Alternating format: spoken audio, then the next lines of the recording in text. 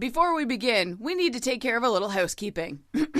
Information presented is for educational purposes only and is not intended for solicitation, sale, or purchase of any security or financial product. Be sure to first consult with a qualified financial advisor and your tax professional before implementing any strategy discussed here. The term personal pension refers to a marketing name designed to educate future retirees and retirees about the economic principles behind creating their own pension-like income. The term personal pension is not intended to be confused with a defined benefit pension plan offered by an employer or by a government entity.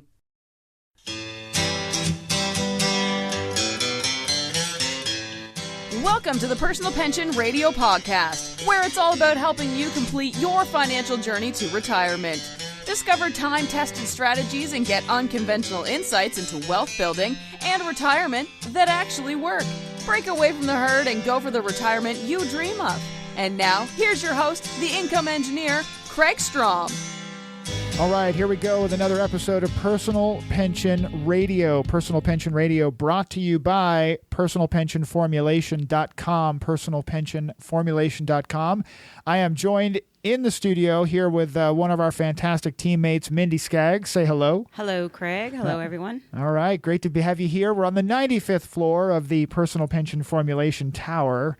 Yeah, that long elevator ride up, right? That long elevator ride up to the 95th floor. Just to recap, personal pension formulation and personal pension radio.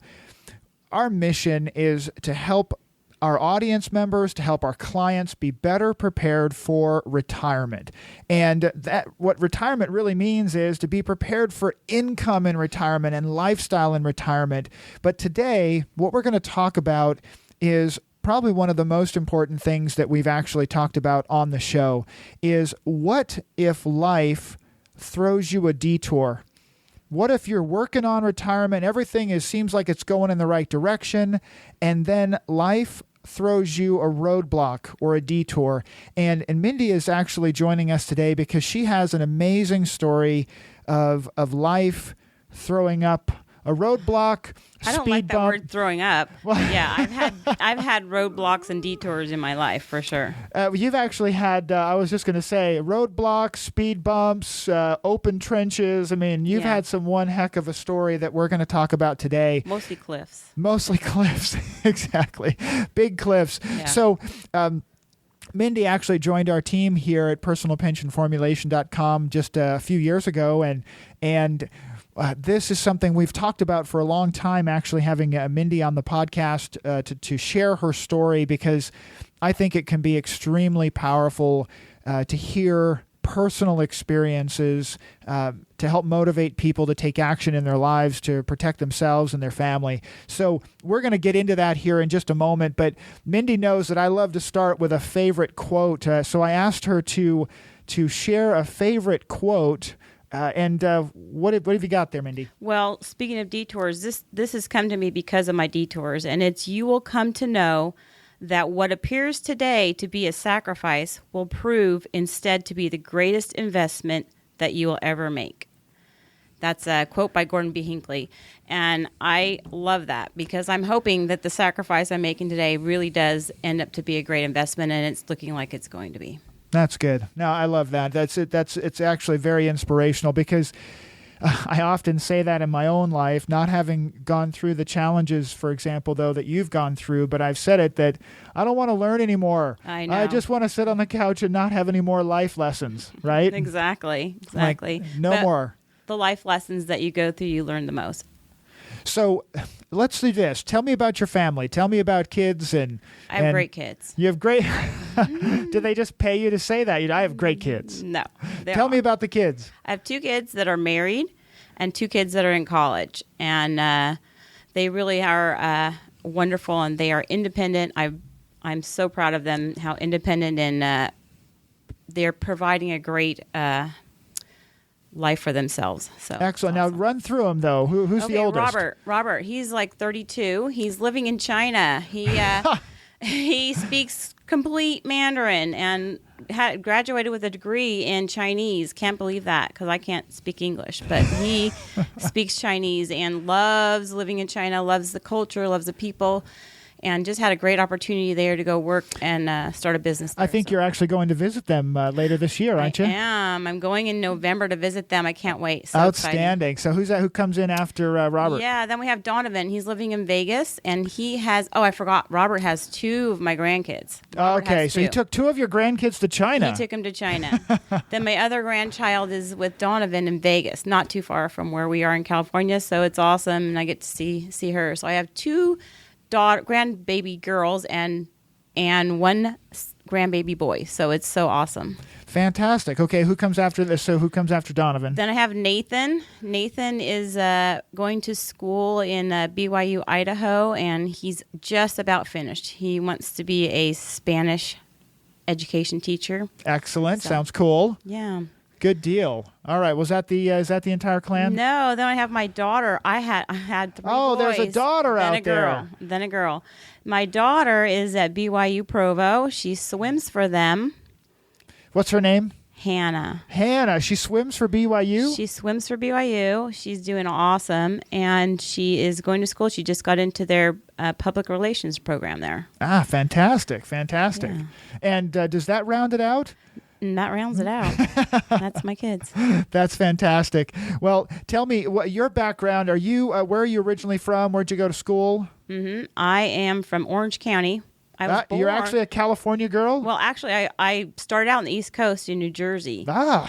Grew up there till I was 10, then came out to California. Hallelujah. Love California. And I grew up in California in Orange County the rest of my life there, and then moved out here to Corona once I got married. No, that's fantastic. Well, tell us, let's see, where did you end up going to school at high school? I went to San Diego High School in Orange County. There is one out here in Corona now, but it's in Orange County. Oh, okay, gotcha. That's what got me confused. So you have a Santiago High School in Orange County and one in Corona. Yes. That's fantastic. And coming back around, I guess, to the most important part of our interview conversation today is the big guy, your husband. My husband. Husband, yes. Bill, right? My husband, Bill, right. How long have you been married? We have been married 33 years. 33 years, and you have a kind of a really cool story about how you actually met. We did. Well, my husband, my best friend growing up, she was my best friend, married Richard Skaggs.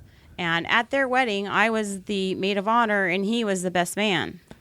But so that's kind of how we kind of met and knew each other, but we didn't get married till So you met later. at a wedding, so it's like a Vince Vaughn, Owen Wilson Wedding Crashers kind of a thing? No.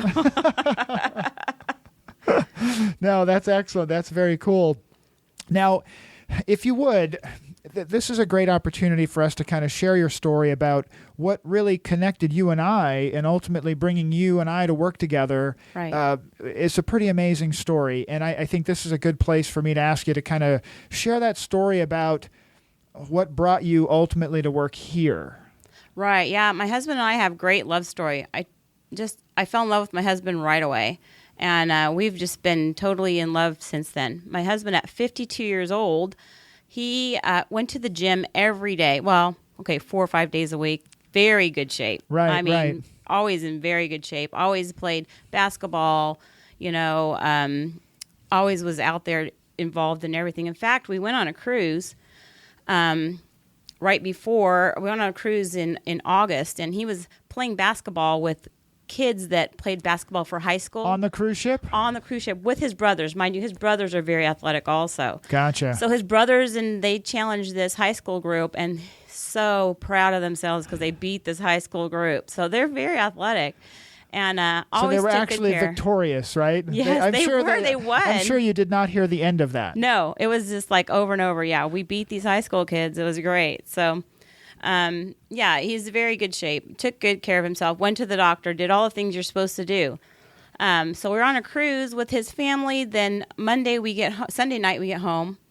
Monday morning he gets up, works for aerospace, goes to work very early. So at 5 a.m. he went to work. Right. And at 6 o'clock in the morning, he's talking to a coworker, telling him about our cruise and what's happening. Turned around and fell flat on the cement floor, just went down. Right there at work, just no indications of anything. No, in fact, he was talking to his coworker, perfect, which you usually have signs of stroke. And then he just fell out. He just fell straight down. How did you ultimately hear about it? So I got a call from his work, from Human Resources, and they said, your husband's fallen at work. You need to go to the hospital to see him. Now, mind you, my husband, he's a manager there, and he always says, I had to go to the doctor with this, employee that cut their finger. So he was always chaperoning somebody going to the hospital. And they're like, hey, they cut their finger. I have to go to the hospital with them. I'm like, oh, so he must have just done something dumb, and it is nothing. So, but I decided to take my son with me, and I took him with me to the hospital. We walk into the emergency room, and I seriously walked right past him because there were all these doctors and all this commotion around this person. I'm like, that's not my husband. I walked right by him, had to be ushered right back to him and saying, that's your husband. At that point, it went into shock mode. What? Yeah. What so you actually, now this is now you in the ER, not even realizing that it was actually him that they were working on. Right. Wow. Gotcha. So when was it, as you look at what happened next? I mean, that's got to be very traumatic. I mean, you were just totally just out of your mind. Yeah, it was just crazy.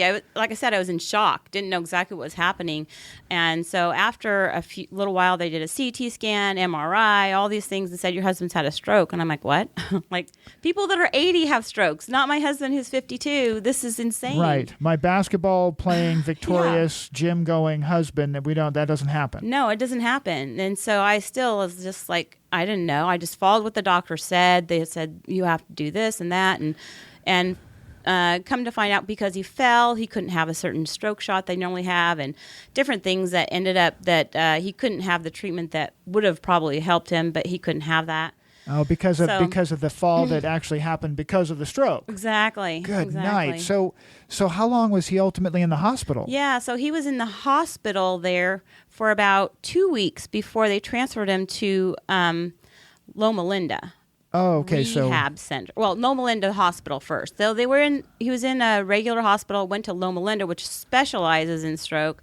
He was in there for another week, transferred him to Loma Linda Rehab Center, started rehab, wonderful center, started rehab right away. But because of some complications with the drugs that they gave him, he had a bleeding ulcer and had to be rushed back to the hospital, had 6 blood transfusions at that time. 6? 6 I've blood never transfusions. heard that. I know. How does a stroke lead to 6 blood transfusions? Well, the steroids they gave him to shrink the blood clots in his brain. My husband he was healthy, right? So how did this happen? Right. He had what's called AFib. And when you have AFib, and the AFib went in and out from regular mode to AFib mode. So that's a heart-related thing. Heart-related with your heart. Your heart is going irregular, and it created blood clots in the bottom chamber of his heart. Now, if you just have AFib and it creates these blood clots, that's great. You're not going to have a problem. But he went to regular heart mode and back into AFib. So going back and forth, when his heart went into regular mode, the 6 blood clots shot to his brain. Wow. Okay. And 6 is a magic number there, I guess. But yeah. And some of those blood clots didn't actually leave the brain and cause a stroke. They caused the stroke in his brain. That's what caused the stroke. But then 6 blood transfusions, bleeding ulcer. Yes. Now in recovery mode. How long was it before you ultimately got the word that he could come home? Yeah. After the rehab and everything was 2 months. Mind you now, 2 months when he came home, couldn't use the restroom, didn't really know how to use the restroom, didn't know how to walk. He probably could walk a few steps. Didn't know how to use a fork, a spoon. Seriously, had to relearn everything. If you think about everything you do in a day, he had to relearn everything. Didn't know any of the names for. He was starting from scratch. Starting from scratch, just like a baby. Just like you teach a baby how to relearn everything. Well, there was also a moment I remember you telling me about that was really that really tugged at my my emotional strings, if you will. And you have to share that with me and the audience again. That this is a tough one. This was a tough one. He was in the hospital. I don't know why the nurse would ask this. You think she would know, but she was at Bill's side by the bed and asked Bill as I walked up to him. She said, "So do you know this lady?" And he stared at me directly in my eyes, looked at me, and shook his head. He couldn't say no, but shook his head no. So he couldn't actually speak the words no. He couldn't actually say no. Yeah. But he could shake his head that he didn't recognize you. Right. Shook his head no. Yeah. That was a really tough one. I had a hard time. I had to leave because you just can't take that. No, here's your husband for what we've been married, almost 30 years then, and right. And he doesn't recognize you. I thought at that point, what is my life going to be like? Right. When was it that he ultimately did start to learn to recognize and come back to those connections with family? Not until we were in rehab would he recognize me. But he still to this day cannot say names. So it's very heart-wrenching for my children because he'll go up to my oldest, whose name's Robert, and can't say his name. He doesn't. Oh, okay. Is not able to still this day say his name. So he has an interesting condition. It's where he's unable to connect words in the proper way. How does that work? Yeah, it's called aphasia, and with aphasia, he wants to say cat, it comes out dog. He wants to say chair, and it comes out table. But he actually still does not have a name for a table or a chair. Like if you say, "What's this?" and you point to a chair, he doesn't have a name for it. There's still the names of things in his brain are gone. He hasn't been able to make those reconnections, huh? Right. Well, when you look at the situation that you're in now, I mean, Bill is and I know Bill, but Bill has come a long ways. Bill has come a long ways as far as being able to relearn a lot of different things. Right. Correct. Yeah. Correct. Now he walks. He goes to the gym. He knows his routine at the gym. He'll go and he's able to lift weights and do things at the gym. He walks around the neighborhood a lot. He has his things that he does at home. He waters the lawn, does the dishes, picks up the house. He's great. He has these things he does. Yesterday at lunch, you actually told me a funny story that for those of you listening in the audience here in Southern California, we're in a severe drought. So as the rest of the country perhaps gets rained on and snowstorms and horrible winters, it's 80 and 90 degrees here, which sounds wonderful until you realize we live in a desert and humans weren't really meant to live here. But Mindy's husband, Bill, has a very nice lawn. Yes, because that's his job is to water the lawn. And I told him, we can't water the lawn every day because it's a drought. But in his mind, that's what he does. That is his job. So he waters the lawn every day. So it doesn't matter, right? We may end up in jail. I don't know. But it's yeah. Because you're watering the lawn, you'll get a call from the police department. We've picked up your husband for watering the lawn, right? Exactly. Gotcha. Well, as you look back at things, one of the here at Personal Pension Radio, what we're focused on is helping people plan for retirement, plan for lifestyle, all of these things. And a key area to that is making sure that you have protection in place. What type of protection planning or planning in general did you have to fall back on when this happened? We just have life insurance without long-term care. What happened was I worked actually for the school district in insurance department, and I saw the teachers there that get long-term care, and I was like, Bill, chronic illness, type care. Okay. Mm-hmm. Yeah, and I thought, Bill, do we need this? Do we need this chronic long-term care stuff? Because I see all these people getting it, and he's like, you know what? I have missed in 30 years of working 2 days of work for being sick.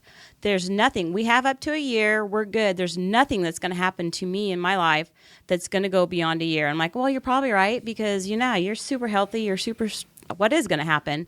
And you just don't think about the things like this. No. You don't think about this. You had, clearly you had great medical care that helped with the recovery process, but as soon as Bill was leveled off in his recovery, no more, that wasn't covered by your medical. Exactly. There's a great rehab program. Loma Linda had a great rehab. He did speech therapy after that through the medical program. It was great.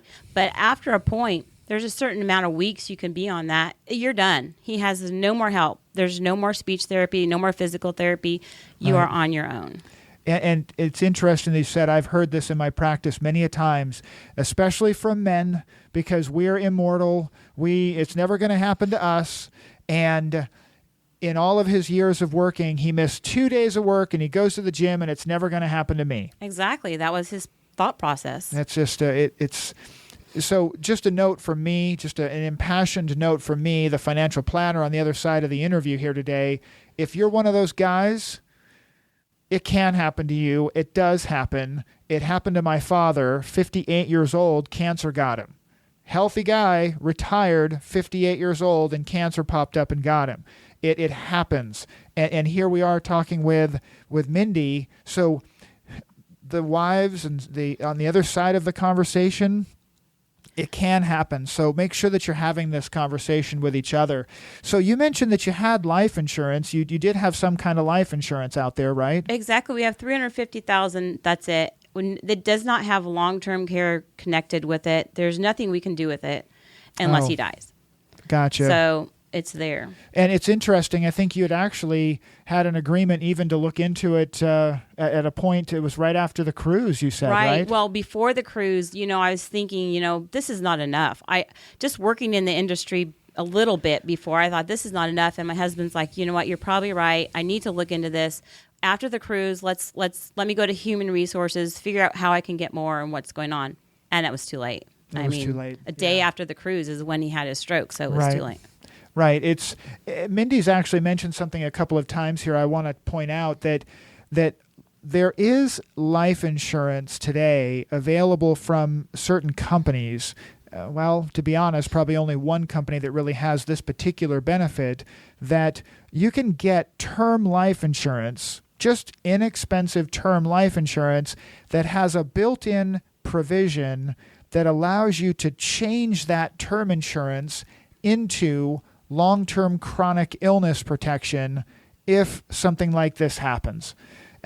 So there is protection for it that doesn't have to cost a lot of money. It actually doesn't cost any more than really regular term insurance. So if you've thought about updating your insurance portfolio, if you've thought about these things, if you're thinking about them now, contact us through personalpensionformulation.com. Get in touch. We'll help you. We'll explain how this stuff works. Exactly. Kraig, that's what brought me to work for you.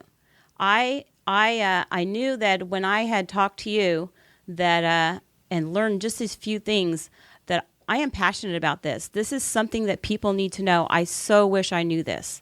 I so wish I knew that what was out there. And I really want to help people to become better prepared than I was. And I feel so strongly that even if you just get what you can, even if you start with something, it's better than having nothing. And so this really is why I came to work for you.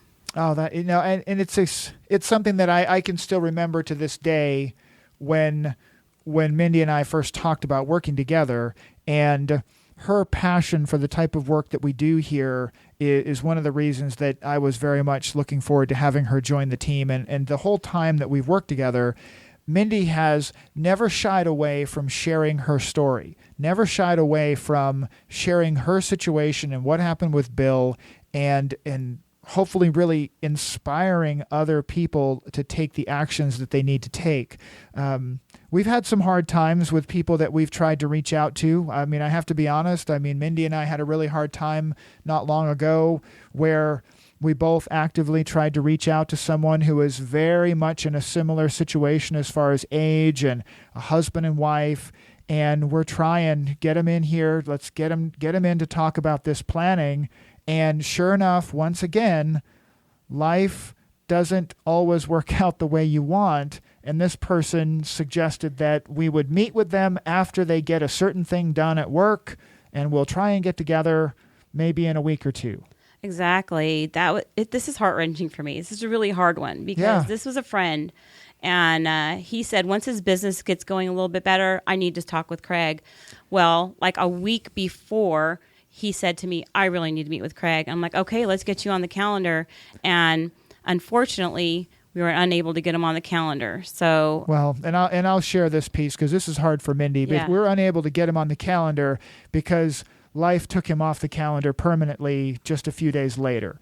That he had an accident at work, and he never woke up. And that was it. It was just a freak accident. He was doing something that he had done 1,000 times. Literally, he had done this particular thing 1,000 times without incident, and this one time, there was just something went wrong, and he never woke up. So, to Mindy's earlier point, when we started talking about doing this interview, and I asked her to share her story, she said something that I thought was just critically important to share. I mean, maybe you could share that with us, Mindy. Yeah, well, like you're talking, this person did pass away, but oftentimes the passing away part of it is not the hardest thing that you can go through. Believe me, I know.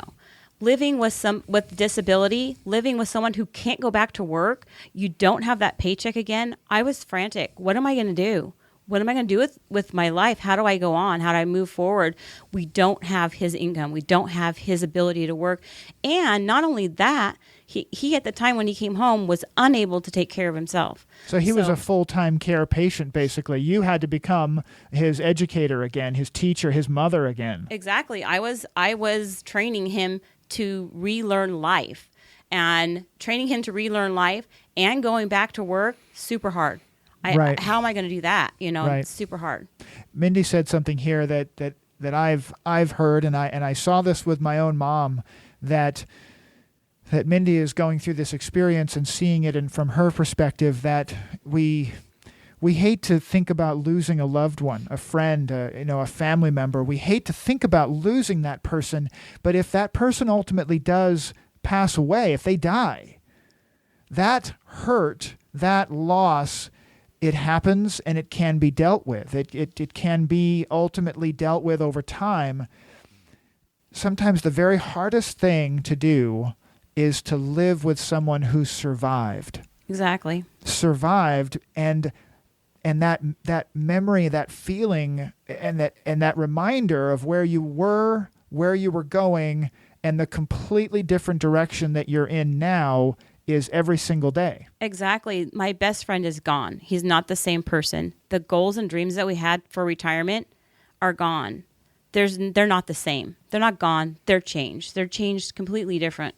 And so I love the fact that Kraig is very passionate about retirement and helping people with retirement, because, for me, that retirement is changed. And you need to look at it from all ends and every possibility of things that could happen, and every possible way that you can have your paycheck, and you can have your lifestyle, and you can have everything you have secure for the rest of your life. Yeah, no, I think that's, if you could leave, as we come towards the end of this interview, if you could leave this, some words of wisdom, some calls to action. I mean, what would you tell people listening to this? What would you say to them? Yeah, Kraig, if people out there, whatever, if you think that you're going to live forever, if you think you're 40, 30, 40, 50, whatever you are, and you think nothing can happen to you, I'm here to tell you it can. If it can happen to my husband, who's 52, healthy, did everything right, it can happen to anybody. So I want you to think about, are you prepared to cover your paycheck? Are you prepared to have the lifestyle that you're living now to continue on? Are you prepared for your retirement? I challenge those people out there to think about it. It's something that we put on the back burner. It's not something that we want to think about always, but put it to the forefront, think about it, and be prepared. Don't wait till after the cruise. Don't wait till after something. That is such smart advice that I tell this story. Somebody shared this with me a long time ago, and they said, they asked me a question, and they said, there's 4 frogs on a log, and 3 of them decide to jump. How many frogs are left? 4 frogs on a log, and 3 of them decide to jump. How many are left? And everybody, including myself, said, there's 1 frog left. And the person who asked the question said, no, all of the frogs are left because all they did was decide to jump. I didn't say they jumped. So what Mindy just said is so important, but if you're feeling that emotional tug, if you're feeling like this is the right thing to do, take action. Actually go and do it. Don't wait until the cruise. Don't wait until that last job at work is done, because you don't have an assurity that it's going to be there. You don't have that assurity that your life is going to be there or the life that you lead is going to be there. Yeah, things can be extremely different. Well, listen, this is actually, I really appreciate it, Mindy, sharing your story. I appreciate you being here. If you want to get in touch with us, you can reach us through personalpensionformulation.com. You can also reach us directly at the office. If you want to call in and talk to Mindy directly and schedule a time for us to chat, the number here is 951-278-5555, 951-278-5555. 5555. That's a direct line right into our office, and you can ask to talk to Mindy, and we can schedule a time for us to take a look at your specific situation. I'd love to talk to you. Thanks for having me on. Thank you for listening to the Personal Pension Radio Podcast. If you missed anything during the show, that's okay. We took the notes for you. Check the show notes for links, offers, and a full transcript. And don't forget to head over to personalpensionradio.com and download your free retirement income report. While you are there, we would appreciate some iTunes love. Please leave us a fantastic rating on iTunes by going to personalpensionradio.com/iTunes. Thanks again for listening.